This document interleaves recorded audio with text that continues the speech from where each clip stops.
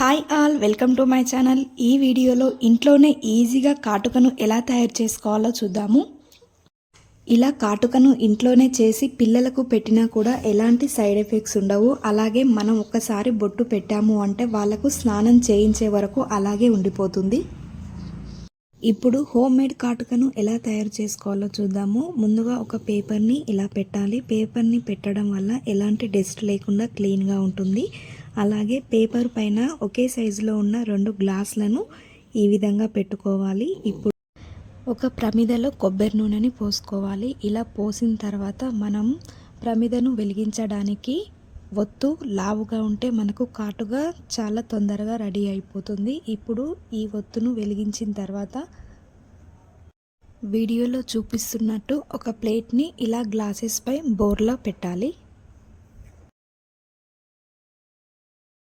దీపం పూర్తిగా ఆరిపోవడానికి 20 నిమిషాల టైం పట్టింది. 20 నిమిషాల తర్వాత మనం ఈ ప్లేట్ని రివర్స్ తిప్పి చూద్దాము. ఇప్పుడు ఈ ప్లేట్కు ఉన్న కాటుకను ఒక స్పూన్తో మనము ఒకే దగ్గరికి అనుకుందాము. చూస్తున్నారు కదా, ఎలాంటి కెమికల్స్ లేకుండా ఇంట్లోనే ఈజీగా ఇలా కాటుకను తయారు చేసుకోవచ్చు. అలాగే పిల్లలకు ఈ కాటుక మనం పెట్టినట్లు అయితే మళ్ళీ మనం స్నానం చేయించిన దగ్గర ఈ కాటుక అలాగే ఉండిపోతుంది. ఈ కాటుకను అంతా ఒక చోటికి అనుకున్న తర్వాత చిన్న బౌల్లోకి కాటుకను తీసుకోవాలి. ఇందులో 4 చుక్కల వరకు నెయ్యిని వేసాను. మీరు కొబ్బరి నూనె కూడా వేసుకోవచ్చు.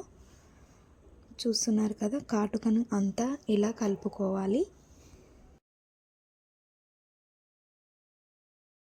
చూసారు కదా, ఇంట్లోనే న్యాచురల్గా కాటుక అయితే రెడీ అయిపోయింది. నేనైతే కొద్దిగా క్వాంటిటీలోనే చేశాను. మీకు కావాలి అంటే ఎక్కువ ప్రమిదలు పెట్టి కాటుకను ఎక్కువ కూడా చేసుకోవచ్చు.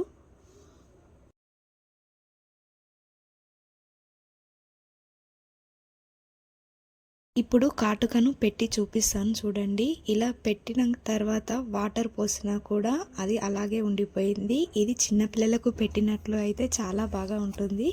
చూసారు కదా, వాటర్ పోసినా కూడా కాటుక మాత్రం అలాగే ఉండిపోయింది. మీకు ఈ వీడియో ఉపయోగపడితే నా ఛానల్ని తప్పకుండా లైక్, షేర్, సబ్స్క్రైబ్ చేయండి. ఈ వీడియోని పూర్తిగా చూసినందుకు థ్యాంక్ యూ.